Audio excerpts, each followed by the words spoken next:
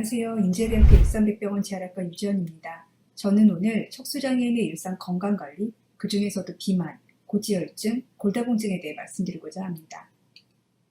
2020년에 발표된 미국 척수장애인 통계에 의하면 비장애인 미국 40세의 기대여명은 40.7세, 40세의 척수손상을 받은 흉수 1번에서 천추 3번의 하지마비 환자 기대여명은 30세, 경수 5번에서 경수 8번까지의 사지마비 환자의 기대여명은 25.5세로 알려져 있습니다. 즉 척수손상의 기대여명이 비장애인의 63에서 77% 수준으로 예전에 비해서는 많이 높아진 상태입니다. 미국에 비해서 우리나라의 기대 수명은 더 깁니다. 2017년 우리나라 생명표에 따르면 남자는 82.7세, 여자는 85.7세가 기대 수명이 되겠습니다. 이렇게 기대 여명이 길어짐에 따라서 이제 저희는 척수손상이 된 지 30에서 40년이 경과한 척수장애인분들을 외래에서 마주하는 빈도가 증가하고 있습니다. 즉 2018년에 20세로 오토바이 사고로 흉수 6번 완전 하지마비된 A씨가 2064년에는 66세의 재활학과 외래를 방문해서 노화에 따른 그런 진료들을 받는 상황이 발생할 수 있다는 얘기입니다. 따라서出상 초기에 많이 발생하는 척수장애 관련 합병증 외에도 만성기에 발생한 합병증 관리, 그 외에 노화에 따른 건강 변화에 대한 관리의 필요성이 점차 높아지고 있습니다. 척수장애인이 척수장애를 안고 살아가는 시간이 길어질수록 그리고 나이가 들어갈수록 발생하는 문제점들이 여러 가지가 있지만 오늘은 그 중에서도 비만과 고지혈증 그리고 골다공증, 그에 얽힌 골절까지 얘기를 해보려고 합니다. 미국 척수장애인의 직접 사망 원인 1위에서 10위까지 2020년에 발표된 자료를 보면 1위와 2위는 폐렴이나 감염성 질환이고 3위는 암, 4위는 고혈압 및 허혈성 심질암입니다. 비장애인처럼 암이 사망 원인의 높은 순위를 차지하고 있고 비만, 고지혈증, 고혈압 등과 관계된 심뇌혈관 질환이 4위와 8위를 차지하고 있습니다. 척수장애인의 비만은 그 유병률은 40에서 66% 정도로 알려져 있습니다. 여기서 특이한 점은 저희가 흔히 그 신체 활동이 부족한 것 때문에 사지마비 환자분들의 비만 유병률이 더 높을 것으로 생각을 하고 있지만 그동안 연구 발표에 의하면 하지마비 환자분들이 오히려 사지마비에 비해서 비만 유병률이 높은 것으로 알려져 있습니다. 그 원인에 대해서는 아직까지 정확히 알지는 못합니다. 비만이라는 것은 저희가 단순히 이제 체중이 늘어난 것 때문에 보기 안 좋다는 그 외모적인 측면 외에도 여러 가지 합병증을 유발할 수 있기 때문에 비만 관리가 필요합니다. 비만에 의해서 발생할 수 있는 합병증으로 대표적인 것들이 허혈성 심질환이라고 부르는 협심증이나 심근경색, 그리고 뇌졸중, 당뇨와 고지혈증, 암 중에서는 유방암과 대장암이 비만과 연관이 되어 있고요. 휠체어 생활을 하시기 때문에 손목 터널 증후군의 유병률이 높아지는데 특히 비만이 있으신 분들은 손목터널 증후군의 유병률이 더 높아지게 됩니다. 그 외에도 담낭결석이나 수면무호, 욕창 등의 합병증이 척수장애인에게 비만이 동반되면 더 높아질 수 있습니다. 비만을 측정하는 방법으로는 비만도를 계산하는 것입니다. 비만도는 저희가 이제 BMI라고 부르게 되는데요. 이 BMI는 계산하는 방법은 몸무게를 키로 2번을 나눈 것입니다. 근데 이때 키는 센티미터를 이용하는 것이 아니라 미터 값을 이용을 합니다. 그렇게 돼서 계산된 값이 18.5 이하인 경우에는 저체중, 18.5에서 23 사이는 정상체중, 23에서 25 사이는 과체중, 25에서 30 사이는 비만, 30 이상인 경우에 고도비만으로 진단을 하게 됩니다. 예를 들어서 키가 180cm이고 몸무게가 82kg인 사람의 BMI는 몸무게 82를 키를 미터로 환산한 1.8로 2번을 나누는 값이기 때문에 25.3이어서 비만으로 평가를 할 수가 있겠습니다. 2020년 미국 척수장애 통계에 따르면 그 BMI의 변화가 수상 당시에는 평균치가 26.7이었고 그 1년 후에 이제 5년 단위로 그것을 팔로우했을 때 45년 이후에는 29.3까지 증가하는 것으로 되어 있습니다. 하지만 이 그래프를 보시면 그 마지막 45년 이후에는 29.3으로 갑자기 급증하게 되지만 그 사이에는 BMI의 변화가 그렇게 크지 않기 때문에 그럼 척수장애인이 과연 이제 비만이 증가하는 것인가? 라는 생각을 하실 수가 있을 것입니다. 이렇게 그 BMI가 수상 후 기간에 따라서 크게 증가되지 않는다고 해서 척수장애인 환자와 비만이 연관성이 없다고 생각을 할 수 있을까요? 그렇지는 않습니다. 이 BMI가 그 척수장애인의 비만도를 정확하게 반영을 하지 못하는 단점이 있기 때문입니다. 그 이유에 대해서 말씀을 드리겠습니다. 척수장애가 생기게 되면 그 레벨에 따라서 좀 차이가 있고 저희가 A, B, C, D라고 나누게 되는 완전 손상인지 불완전 손상인지에 따라서 차이가 생기기는 하지만 이제 일반적으로는 마비된 부위 이하로는 체지방이 증가가 되게 되고 상대적으로 반대로 마비로 인해서 근육량은 감소하고 지방을 제외한 체중들 이제 여기에는 이제 근육도 포함이 될 것이고 다른 여러 피부 결합 조직이나 여러 다른 것들이 해당이 됩니다. 이런 지방 제외 체중들은 감소하게 됩니다. 그래서 이제 체지방 증가에 대해서는 이제 비만도 수치에 반영이 되지 못하는 단점이 있기 때문에 그래서 연구에 따라서는 척수장애인의 경우에는 BMI를 고도비만이 비장애인에서는 30.0이 기준이지만 척수장애인은 25.3 이상을 고도비만으로 고려하도록 권고가 되고도 있습니다. 그럼 이제 BMI 외에 다르게 이제 비만을 측정할 수 있는 방법이 있는지 말씀을 드리겠습니다. 그래서 척수장애인은 마비에 의해서 복부 근육량이 감소가 되고 내장 지방이 특히 증가될 위험성이 높아지게 됩니다. 그래서 척수장애인에서 비만 여부를 판단을 할 때는 BMI만을 이제 기준으로 하는 것보다는 허리둘레를 측정하는 것이 척수장애인의 비만 여부 판단에 더 유용하다고 얘기가 되고 있습니다. 그리고 이건 비단 척수장애인뿐만이 아니고 비장애인의 경우에도 허리둘레 측정하는 것이 대사질환의 진단법에 이용이 되고 있습니다.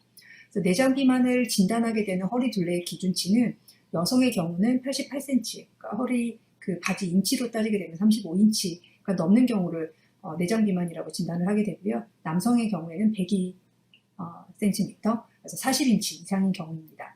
연구에 따르면 이제 척수장애를 고려했을 때에는 94cm가 넘는 경우, 그러니까 37인치가 넘는 경우를 이제 내장 비만이 있다라고 판단하라고 되어 있어서 여자는 88cm 이상을 기준으로 삼기도 하지만 남성의 경우에는 그 기준치를 낮춰서 척수장애의 경우에는 94cm 이상이 되면 내장 비만이 있다고 진단을 하게 됩니다. 그럼 이제 적정 몸무게는 어떻게 될까요? 적정 몸무게를 계산하는 값은 여성의 경우에는 키에서 105를 뺀 값이고요. 남성은 키에서 100을 뺀 값을 적정 몸무게로 계산을 하게 됩니다. 하지만 이제 사지마비, 하지마비 이렇게 마비의 정도에 따라서 근육량이 감소하는 것을 반영을 해야 되기 때문에 사지마비의 경우에는 이렇게 계산된 적정 몸무게의 85%에서 90% 정도, 하지마비의 경우에는 계산된 값의 90에서 95% 정도가 적정 몸무게로 생각하라고 되어 있습니다. 예를 들어서 키가 157cm인 사지마비 여성의 적정 몸무게는 157에서 105를 빼고 거기서 이제 0.85 내지 0.9를 곱한 값이기 때문에 적정 몸무게는 44에서 47kg으로 계산이 되게 됩니다. 키 179cm의 하지마비 남성의 적정 몸무게의 경우에는 키 179에서 100을 뺀 다음 거기에서 0.9 내지 0.95를 곱한 값이기 때문에 71에서 75kg의 적정 몸무게가 되겠습니다.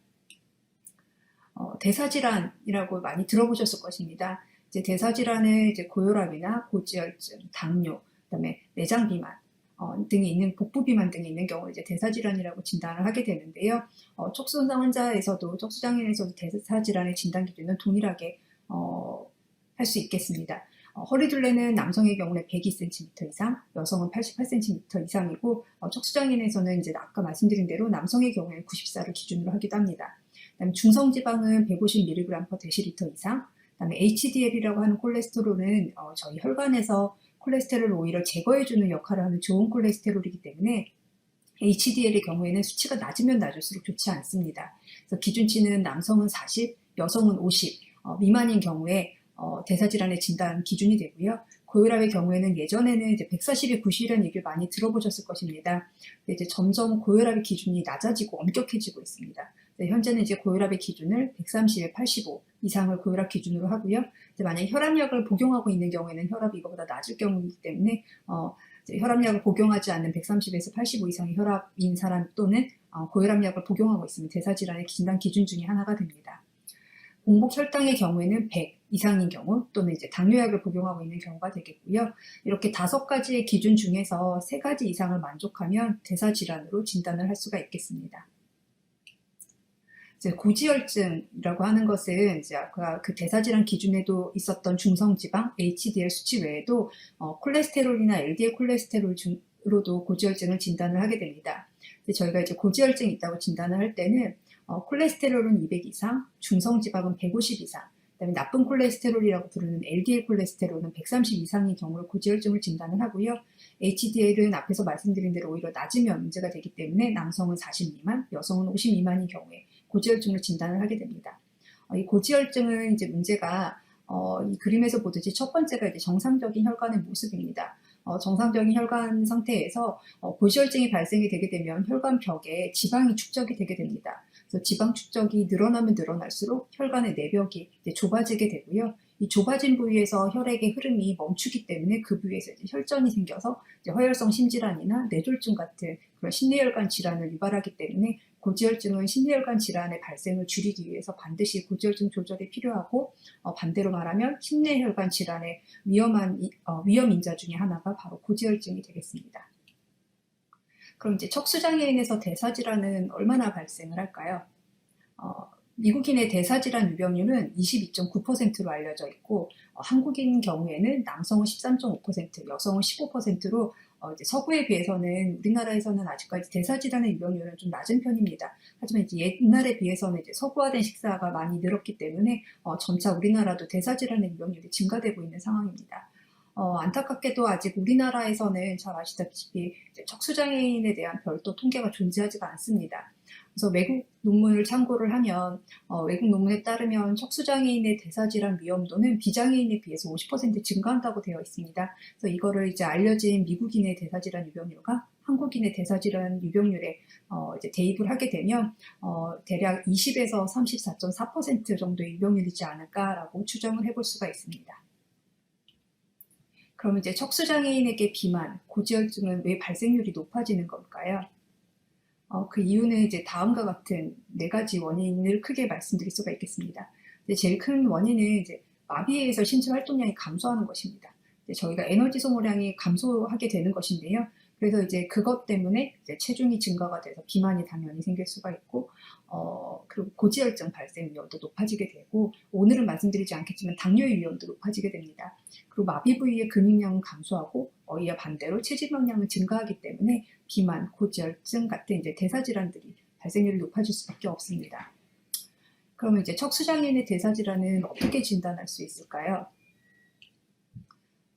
정확한 진단을 위해서는 먼저 아까 말씀드린 대로 비만의 기준을 허리 둘레로 측정을 하고 있기 때문에 정기적으로 허리 둘레를 측정하면서 내가 내장 비만이 증가하고 있지는 않는지 스스로 체크해보는 것이 좀 중요합니다. 그리고 가능하다면 체중을 측정해보는 것도 좋습니다. 하지만 이제 휠체어를 타고 계실 경우에는 이제 체중 측정이 좀 용이하지 않다는 이제 한계가 있습니다. 그래서 체중을 재기 위해서는 이제 병원에 내원하셨을 때 병원에 있는 이제 휠체어 상태로 올라가서 체중을 잴 수 있는 이제 특수 체중계 등을 이용해서 정기적으로 허리 둘레와 체중을 측정해서 내가 이제 비만이 생기고 있지 않는지를 면밀하게 관찰하는 것이 좀 중요하겠고요. 또 하나는 저희가 정기적인 피 검사를 권유해드립니다. 보통은 이제 1년 주기로 권고를 드리는데요. 고지혈증이나 이제 당뇨 같은 이제 성인 질환들이 생기는지를 판단하기 위해서는 이제 고지혈증 같은 경우가 증상이 전혀 없습니다. 이제 피 검사를 통해서만 진단할 수 있는 것이기 때문에요. 정기적으로 피 검사를 시행하는 것이 필요하고, 그다음에 대사질환 중에 이제 그 진단 기준 중에 하나가 혈압이기 때문에 정기적으로 혈압을 측정해서 고혈압이 발생하고 있지는 않는지 확인해 보는 것이 필요합니다.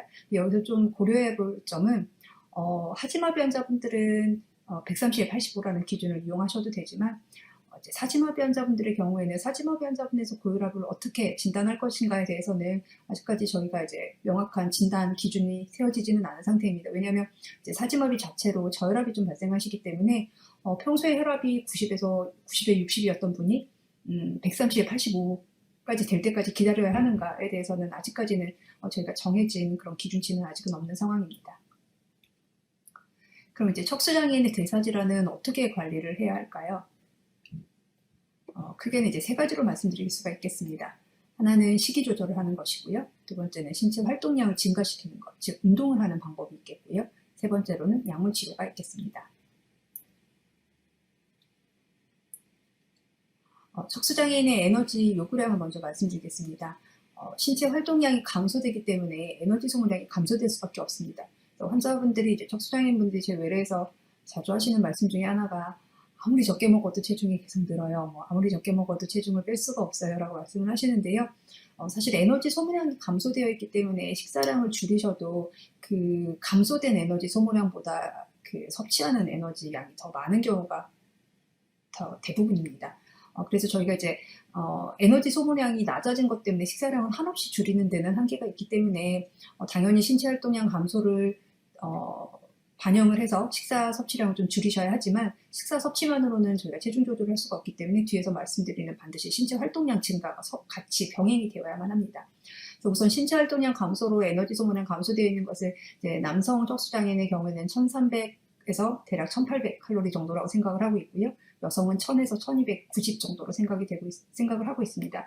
이 연구마다 다르긴 하지만 이제 대략적으로는 저희가 보통 남성 환자분들은 1500kcal 정도 하루 섭취를 말씀을 드리고 여성의 경우에는 1200kcal 정도 섭취하시는 것이 적당하다고 말씀드리지만 이것은 어디까지나 좀 일반적인 수치이고요. 사지마비 환자인지 하지마비 환자분인지 또 이제 하지마비 중에서도 이제 활동량이 어느 정도인지에 따라서는 이제 섭취량을 조금씩 조절을 할 필요는 있습니다. 그래서 하루 에너지 섭취는 이 소모량에 따라서 변경해서 하셔야 하고요. 그다음에 식이 조절도 다 같이 필요합니다. 그래서 쉽게 말하면 고탄 저지, 요즘 많이 얘기하는 고탄 저지 식사가 중요한데요. 지방 섭취는 최대한 줄이는 것이 필요하고 탄수화물 섭취는 늘리되 그 대신 탄수화물 중에서도 당뇨의 위험 때문에 저희가 흰색 밀가루라고 말씀을 드리는데 뭐 쌀밥, 흰쌀밥, 그다음에 흰색빵 같은 섭취는 줄이셔야 되고요. 곡물빵이나 그다음에 현미밥 이렇게 이제 좀 정제되지 않은 탄수화물 섭취가 필요합니다. 그리고 섬유질 섭취는 같이 늘리셔야 하고요. 하루 섭취 칼로리는 에너지 요구량 수준으로 유지해야 되기 때문에 남성은 한 1400에서 1500 정도, 여성은 1200 정도 칼로리 이용하는 것이 좋습니다. 그리고 이제 외국에서는 이제 대시 다이어트, 그러니까 이게 고혈압 환자들에게 권유되는 다이어트 방법인데요. 대시 다이어트나 지중해식 다이어트 등이 체중 조절을 위해서는 좋은 식이 방법으로 되어 있어서 이 두 가지 다이어트를 척수장애인 분에게도 권고를 하고 있습니다. 근데 이게 체중을 유지해야 모든 분들이 다 체중을 빼야 되는 상황은 아니기 때문에요.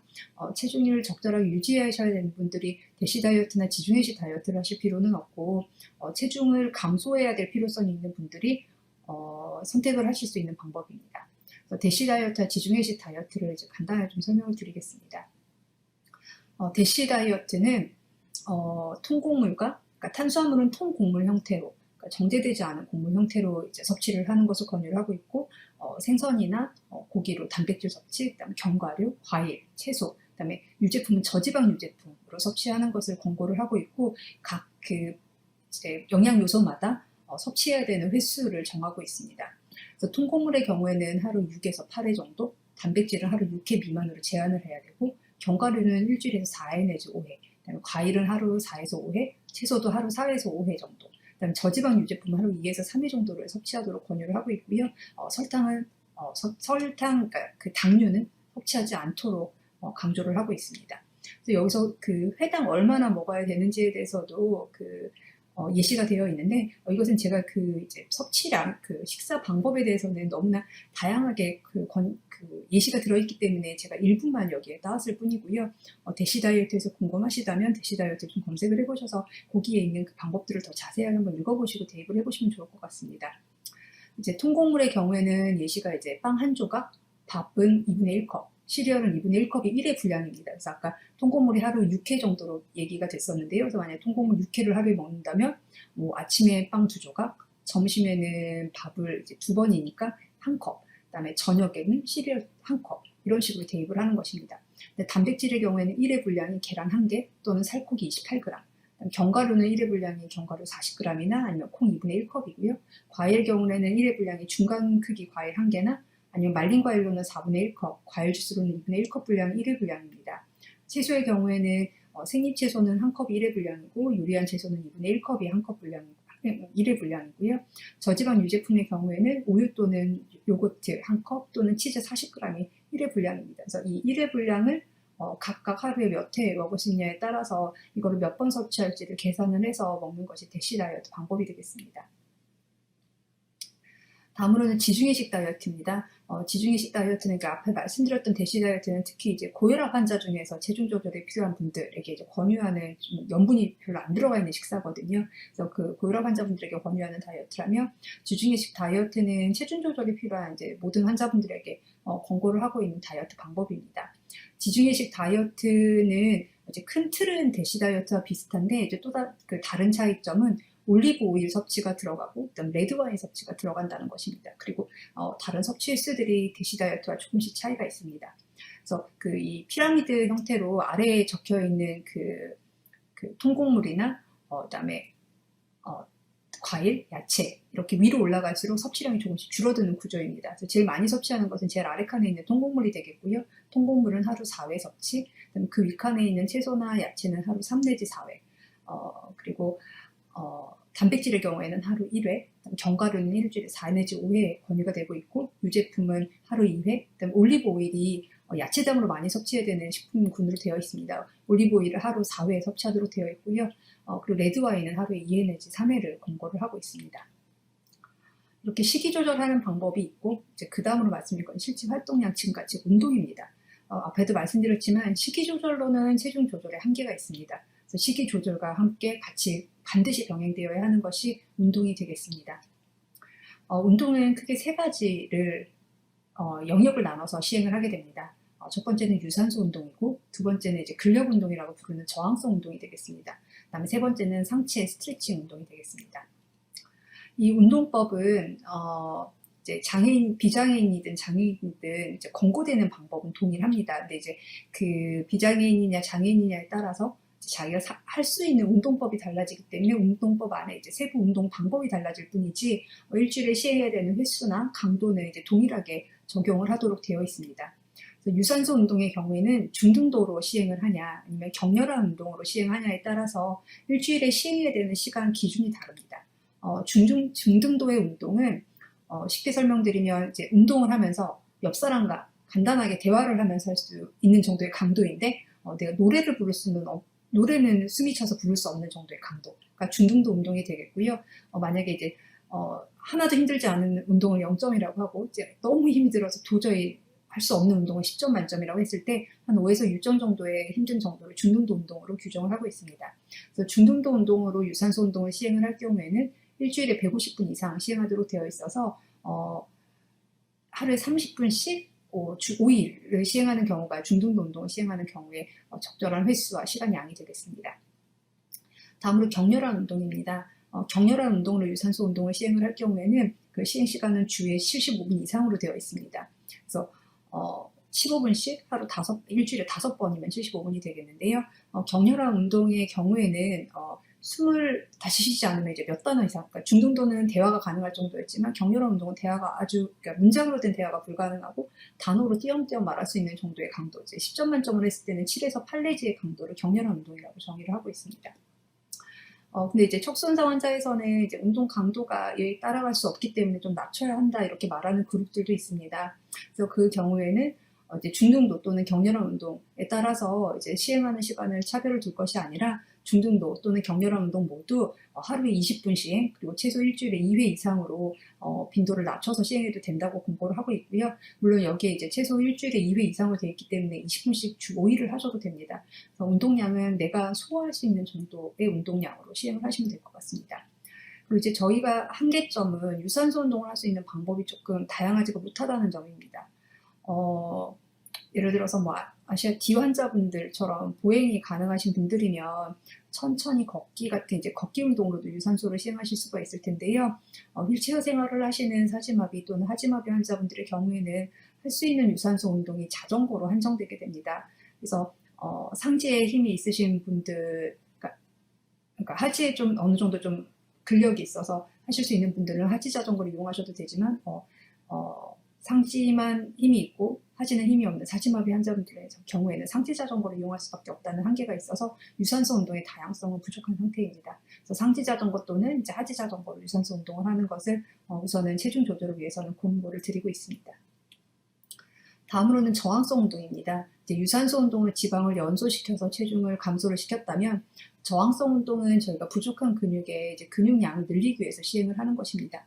그래서 저항성 운동, 즉 근력 운동은 일주일에 2일 이상 시행하는 것을 권고하고 있고요. 신체 대근육에 대해서 모두 시행하라고 되어 있습니다. 그렇기 때문에 저희 척수장애인 환자분들은 신체 대근육 중에서 내가 힘이 있는 근육들을 대상으로 시행을 하시면 될 것입니다. 그래서 예를 들어서 하지마비 환자분들의 경우에는 상체에 있는 모든 대근육들, 예를 들어서 이두근이나 삼두근, 그러니까 같은 이제 그 큰 근육들에 대해서 다 근력 운동을 시행하셔야 될 것이고요. 사지마비 환자분들의 경우에는 그 마비 수준에 따라서 경수 5번인지 6번인지 7번인지 등에 따라서 내가 근력이 남아있는 근육에 대해서 근력 운동을 시행하시면 될 것입니다. 그래서 각 근육당 8에서 12회를 반복하는 것을 한 세트로 해서 이것을 총 3세트를 반복하는 것을 근육당 시행을 하셔야 되고요. 예를 들어서 내가 상지의 이두근과 삼두근에 대해서 근력 운동을 한다고 했을 때는 이두근에 대해서 3세트, 삼두근에 대해서 3세트 이렇게 반복을 하는 것입니다. 그리고 근력은 근육마다 근력이 다 다릅니다. 내가 모든 근육에 다 아령 5kg로 시행할 수 있는 게 아니고요. 예를 들어서 이두근은 5kg로 가능했다면 삼두근은 내가 조금 더 힘이 부족해서 4kg로 가능할 수도 있습니다. 그래서 각 근육당 필요한 무게 세팅을 다 하셔야 되고 무게의 경우에는 8에서 12회로 이루어져 있는 한 세트가 끝났을 때 이 정도면 꽤 할만했다. 수월하지 않고 이 정도면 좀 도전할 만한 정도의 느낌이었다 라고 하는 무게 강도로 설정하라 되어 있습니다. 조금 애매한 느낌이기는 한데요.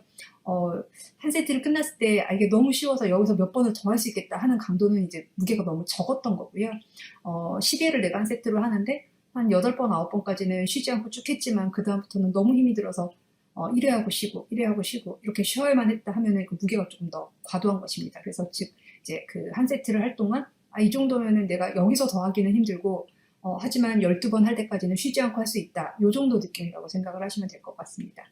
그래서 근력 운동을 할 때는 만약에 내가 직접 아령을 잡을 수 있다면 아령을 이용해서 하시는 게 좋고요. 아령을 이용해서 할 수 없는 분들의 경우에는 손목에 그 모래주머니를 차고 하시거나 아니면은 탄력밴드를 이용하는 휠체어의 바퀴에 걸어서 하는 탄력밴드를 이용하는 방법도 있습니다. 그래서 저희가 그 척수장애인 협회와 대한재활학회, 대한척수학회 이렇게 3개 기관이 집에서 할 수 있는 어깨 근력 강화 운동법이라는 소책자를 만든 적이 있습니다. 이것을 좀 구해서 좀 같이 보시면서 집에서 해보시면 좋을 텐데요. 휠체어 탄 상태에서 할 수 있는 근력 운동과 스트레칭 운동법을 담아놓은 책자입니다. 여기에 있는 운동법들이 저희가 척수 장애인 분들이 휠체어 생활을 오래 하실수록 약해지는 근육과 그다음에 오히려 짧아져서 스트레칭이 필요한 근육들을 저희가 정리해서 만든 책자이기 때문에 이 책자를 참고해서 저항성 운동과 뒤에 말씀드린 스트레칭 운동들을 시행하시면 좋을 것 같습니다. 이제 마지막으로는 상체 스트레칭입니다. 스트레칭은 우선은 이제 보통 권고는 주 2회 내지 3회로 하는 것으로 3일 정도로 하는 것으로 되어 있지만 휠체어 생활을 많이 하면 하실수록 이제 어깨 전면부의 근육이 짧아지게 되어 있습니다. 그래서 스트레칭을 매일 시행하시는 것도 저희 척수장애인 분들에게는 권고를 드리고 있습니다.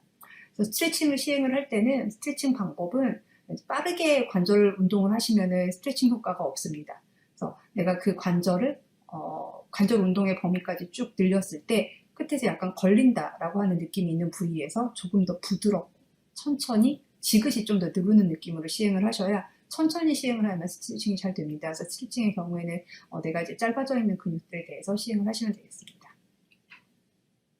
마지막으로는 이제 약물 치료에 대해서 말씀을 드리겠습니다. 고지혈증과 당뇨에 대해서 이제 약물 치료를 시행할 수도 있겠는데요. 좀 제가 이제 오늘 약물 치료에 대해서는 자세히 말씀을 드릴 수는 없습니다. 왜냐하면 이제 고지혈증의 정도에 따라서 뭐 콜레스테롤이 높아져 있는지 아니면 중성지방이 특히 높아진 분인지 아니면 중성지방과 LDL 콜레스테롤이 둘 다 높아져 있는 분인지 등에 따라서 사용하는 약물이 너무나 다양합니다. 그래서 어떤 고지혈증이라고 다 같은 상태가 아니시기 때문에 고지혈증의 상태에 따라서 이제 높아져 있는 콜레스테롤 종류가 뭐냐에 따라서 그리고 그 정도 수치가 어디까지 높아져 있냐에 따라서 약물의 선택과 용량 선택이 달라지고 그다음에 만약에 당뇨를 진단을 받는다 하더라도 당뇨의 가족력이 있는 경우나 그다음에 지금 당 수치가 어느 정도 높아져 있는지 그다음에 공복혈당과 식후혈당 중에 어느 혈당이 더 조절이 잘 안 되는지에 따라서 당뇨약의 선택도 그다음에 용량도 너무나 다양한 선택지가 존재를 하기 때문에요. 제가 약물 치료를 자세히 말씀드릴 수는 없을 것 같습니다. 드릴 수 있는 말씀은 의사 진료를 통해서 정확하게 진단을 하고 필요한 약물 치료를 시작하는 것이 중요합니다.까지 말씀드릴 수 있을 것 같습니다. 네, 다음으로는 이제 척수장애인의 골다공증과 골절에 대해서 말씀을 드려보도록 하겠습니다. 골다공증은 이제 흔히 저희가 소리 없는 질병이라고 말씀을 드립니다. 또 저희가 이제 검사를 하고 골다공증이라고 설명을 드리면 그래서 내가 허리가 아팠어요. 뭐 이렇게 말씀하시는 경우가 있는데요. 골다공증은 통증을 만들지 않습니다. 그래서 저희가 문제가 이제 골다공증은 전혀 증상이 없기 때문에 골다공증이 진행이 됐는지도 모르고 지내시다가 어느 날 그냥 골절이 생겨서 검사를 하다 보니 골다공증이 있어서 골절 위험성이 증가되어 있었던 것임을 거꾸로 알게 되는 경우들이 있기 때문에요. 골다공증을 이제 저희가 미리 좀 진단을 해서 필요하다면 약물 치료를 시행하는 것이 저희 척수장애인 분들이 골절을 경험하지 않고 건강하게 지낼 수 있는 방법이 되겠습니다. 척수장애인의 골다공증은 흔히들 이제 좀 휠체어 생활한 지 오래 지나야만 이제 골밀도 저하가 시작이 된다고 생각을 하실 겁니다. 하지만 그렇지 않습니다. 이제 척수 증상에서 이제 골다공증이 생기는 원인으로는 칼슘 대사가 변하는 것으로 이제 시작이 됩니다. 근데 칼슘 대사의 이상은 수상함과 동시에 몸에서 진행이 되게 됩니다. 그래서 다치고 나서 2주가 지나면 그때부터 이미 골밀도 저하는 시작되는 것으로 알려져 있습니다. 하지만 여기서 이제 휠체어 생활을 하면서 야외 활동량이 줄어들면 비타민 D 결핍이 발생해서 골밀도 저하가 더 악화되게 됩니다. 비타민 D는 저희가 식사로도 섭취를 할 수가 있지만 식사로 섭취하는 양은 굉장히 미미하고요. 직접 햇빛을 받아야만 저희 몸에서 생성이 되는 비타민의 종류가 되겠습니다. 이 비타민 D와 칼슘의 양이 풍부해야 골밀도가 유지되는 효과가 있기 때문에 야외 활동량 줄어드는 것으로 인해서 비타민 D 결핍이 발생하고 그로 인해서 골다공증이 더 악화되기도 합니다. 또 휠체어 생활이 길어지면 길어질수록 이제 체중 지지를 받지 못하는 게 휠체어에 평평하게 앉아있기 때문에 대퇴골의 경우에는 체중을 지지받지 못해서 골밀도 저하가 더 진행되게 되고요. 하지만 이제 그러니까 저희가 휠체어 생활을 할 때 계속 허리는 앉은 자세를 유지하기 때문에 척추뼈는 체중 지지를 받고 있습니다. 그래서 골밀도 저하가 척추뼈에서도 발생을 하기는 하지만 대퇴골과 비교했을 때는 상대적으로 그 진행 속도는 좀 느린 것으로 알려져 있습니다. 저희가 골다공증을 진단을 할 때는 골밀도 검사라고 해서 엑스레이처럼 그냥 누워서 찍으시는 건데요. 그 찍는 엑스레이를 통해서 골 밀도를 좀 계산하는 그런 특수 엑스레이를 찍어서 검사를 하게 됩니다. 그래서 골밀도 검사 BMD라고 하는 검사를 시행을 하게 되는데요. 이게 그 사지마비 환자분 한 분의 골밀도 검사 결과지를 제가 가져와 봤습니다. 이분은 다치신 지 10년이 넘은 사지마비 환자분이신데요. 보면 왼쪽에 이제 다리뼈, 대퇴골에서 찍은 사진에서 보면 마이너스 2.9 정도로 골다공증 기준이 마이너스 2.5 이하인데 골다공증 기준에 만족하는 골밀도 저하가 대퇴골에서는 확인되고 있습니다.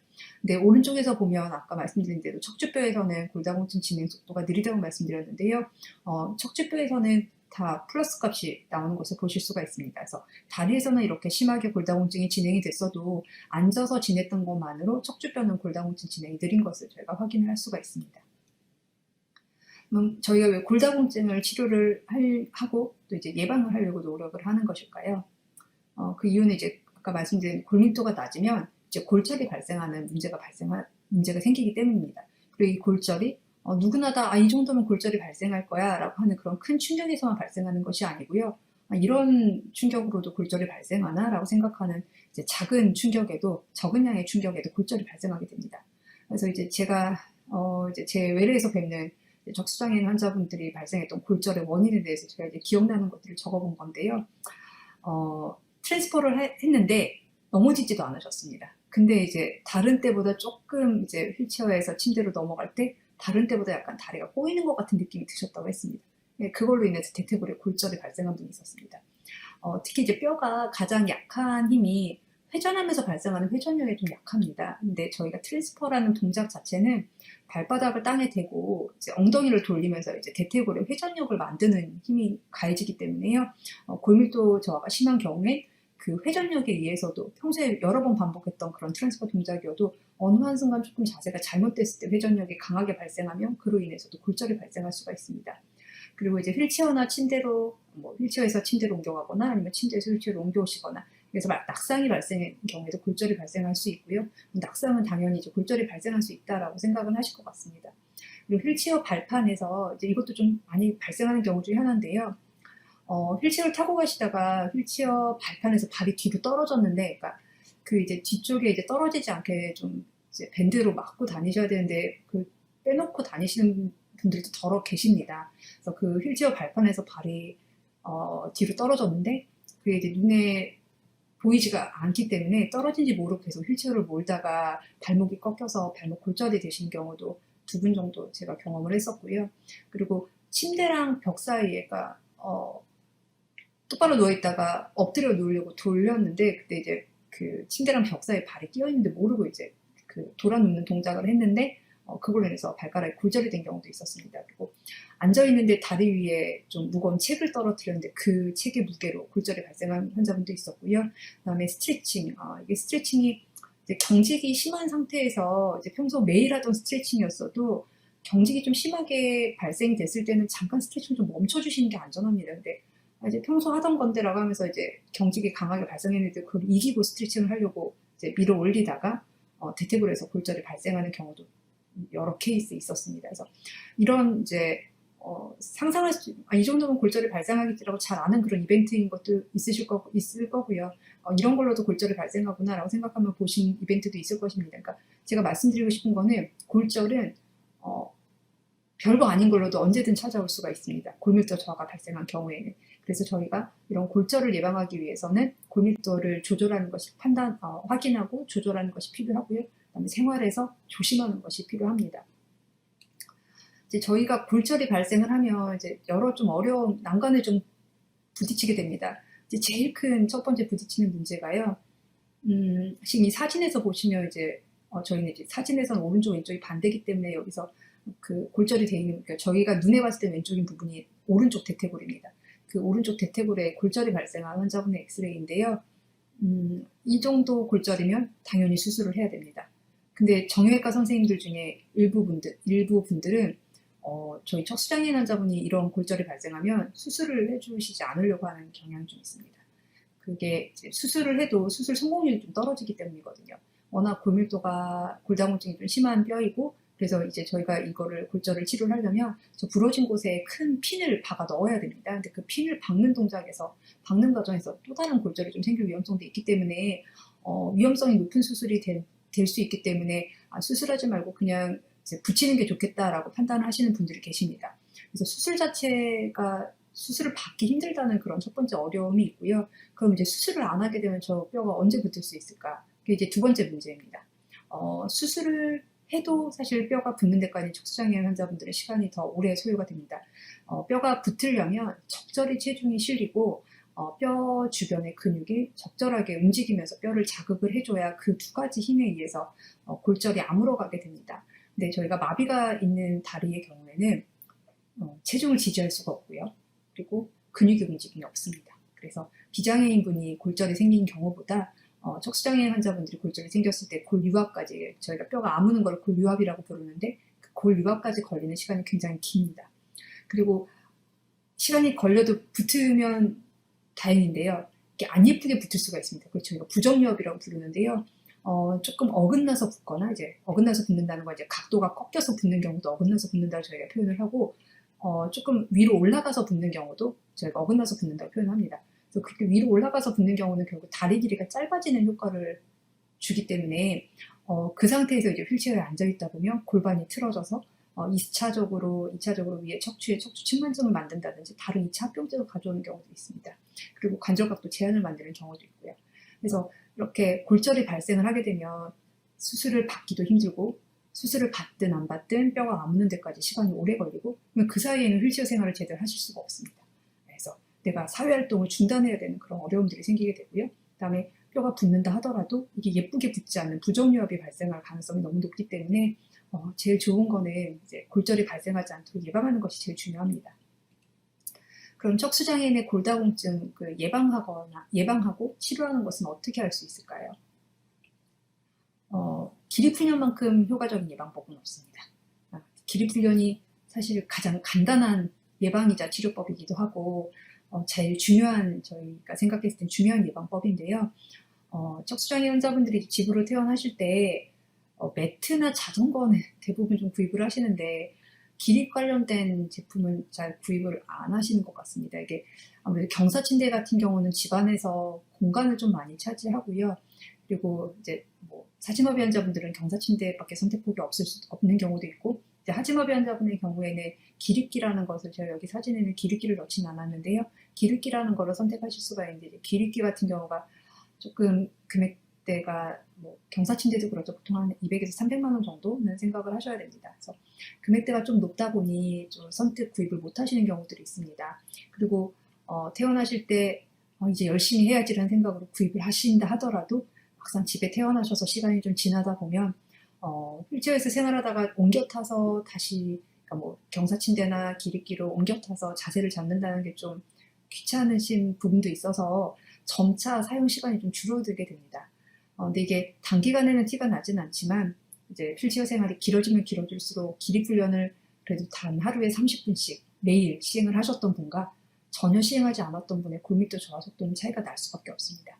그래서 단 하루에 단 30분을 서더라도 매일매일 30분씩 서시는 게 일주일에 하루 몰아서 1시간 서 있는 것보다 1시간 반 이렇게 서 있는 것보다는 매일매일 30분이 더 중요합니다. 그래서 기립형 휠체어를 이용하시든 경사침대를 이용하시든 기립기를 이용하시든 매일매일 조금씩이라도 서려는 그런 연습들을 해주는 것이 골다공증 예방에 제일 효과적인 예방법이 되겠습니다. 그리고 또 하나가 이제 기능적 전기자극 치료, 저희가 FS라고 부르는 치료인데요. 기능적 전기자극 치료도 골밀도 유지하는 데 도움이 됩니다. 이 사진에 제가 갖고 온 게 이제 워킹맨 2라고 위에 써 있는 게 보이실 텐데요. 워킹맨 2가 상품명입니다. 기계 상품명인데 이거는 인터넷에서 구입을 하실 수 있는 FS 기계입니다. 이 기계를 구입을 해서 대퇴근이나 종아리 근육처럼 골밀도가 많이 떨어질 수 있는 뼈 주변에 있는 근육들의 전기자극 치료를 시행을 해서 근육을 계속 자극을 해주면 근육이 뼈를 자극하면서 골밀도 저하를 좀 막아주기도 합니다. 그래서 FS의 경우에는 저희가 뭐 경직 조절을 위해서도 아니면 좀 부분적으로 힘이 있는 근육의 근력 강화를 위해서도 FS 치료를 하지만 기립 훈련이나 그러니까 경사침대를 이용한 기립 훈련이나 기립기를 이용한 기립 훈련을 할 때 FS를 근육에 붙이고 시행을 할 경우에 좀 더 골밀도를 증가시켜주는 데 효과적이라고 되어 있기 때문에 FS는 단독 사용보다는 기립 훈련과 같이 병행하시는 것을 저희가 권고를 드리고 있습니다. 다음으로 약물 치료입니다. 골다공증은 저희가 이제 골밀도 검사를 해서 마이너스 1.1에서 마이너스 2.4는 골감소증이라고 진단을 하게 되고요. 골다공증은 마이너스 2.5 이하인 경우를 골다공증으로 진단을 합니다. 그래서 골감소증의 경우에는 사실 저희가 의학적으로는 마이너스 2.0 이하로만 떨어져도 좀 골절의 위험성이 높아지기 때문에 저희는 골다공증 치료제라고 되어 있는 비스포스포네이트 제제나 PTH가 이제 부각상선 호르몬인데요. 부각상선 호르몬 제제를 사용을 했으면 하지만 안타깝게도 건강보험에서는 마이너스 2.5 이하만 인정을 해주고 있습니다. 그래서 어쩔 수 없이 마이너스 1.1에서 마이너스 2.4 사이일 때는 보험이 되는 것이 칼슘과 비타민 D 혼합제제밖에 없습니다. 그래서 칼슘과 비타민 D 혼합제제를 처방을 드리고요. 마이너스 2.5 이하로 감소된 부위가 있다면 비스포스포네이트 제제나 PTH 호르몬 제제 등을 처방을 드리게 됩니다. 그래서 비스포스포네이트 이름이 좀 복잡한데요. 비스포스포네이트의 이제 상품명 이제 들어보신 적 있을 겁니다. 이제 포사미스라는 약도 있고요. 봄비바, 그다음에 프롤리아 이런 약들이 있습니다. 그래서 포사미스는 주 1회 복용하는 약이고요. 봄비바는 주사와 경구약 두 가지 종류가 있습니다. 먹는 약은 월 1회 복용하는 거고 주사는 3개월마다 정맥 주사를 맞는 것으로 되어 있고 프롤리아라고 하는 약은 6개월마다 한 번씩 피하, 그러니까 그 지방층에 보통 이제 복부에다가 저희가 주사를 하는데요. 복부 피하 주사를 하게 됩니다. 그다음 PTH 호르몬 제제로는 포스테오라는 약이 있는데 이건 매일 피하 주사를 해야 되는 주사입니다. 근데 이제 이런 약물의 종류를 어떤 약을 나는 선택을 할 것이냐는 이제 성별이나 이제 남자인지 여자인지, 그다음에 나이대가 이제 폐경기 여성인지 폐경이 안 된 젊은 여성인지, 그다음에 골밀도 저하가 어느 정도로 진행이 되는지에 따라서 약물의 선택이 너무나 다양해지게 됩니다. 그래서 역시 앞에 뭐 고지혈증 약 때 말씀드린 것처럼 골다공증의 약물 치료도 의사의 진료 후에 정확한 진단과 함께 처방 상담을 받으셔야 합니다. 네, 제가 지금까지 이제 건강관리 중에서 특히 이제 비만과 고지혈증, 대사질환, 그리고 골다공증과 그에 연결된 골절, 이렇게 일부 영역들에 대해서 말씀을 드렸는데요. 이것 외에도 사실 척수장애인 분들이 건강관리를 위해서 신경 써야 되는 부분들은 더 많습니다. 근데 오늘 다 내용을 말씀드릴 수는 없어서 일부 내용만 말씀드렸습니다. 제가 말씀드리고 싶은 거는, 마지막으로 말씀드리고 싶은 거는, 아까 처음에 말씀드린 것처럼 여명을 말씀드린 이유는 이제 여명이 길어지고 있기 때문에 척수장애인 환자분이 초기 합병증만 관심 있게 생각하시고 관리하실 것이 아니라 나이가 들어가면서 생기는 그 노화 과정에서 생기는 그런 여러 성인 질환들에 대해서도 관심을 가지셔야 합니다. 그래서 건강하게 나이 들어갈 수 있도록 퇴원하신 후에 병원과 이제 멀리 지내시지 말고요. 병원과 이제 재활과 의사와 가깝게 지내시면서 내가 건강하게 나이 들어가려면 어떤 그런 건강검진들을 해야 되는지, 어떤 것들을 챙겨야 되는지를 판단을 받으시고 그에 맞춰서 생활습관 개선이나 뭐 식습관 개선 아니면 필요하다면 약물 치료 등의 진료를 받으시면서 건강하게 나이 들어가실 수 있으면 좋겠습니다. 네, 이상입니다. 경청해 주셔서 감사합니다.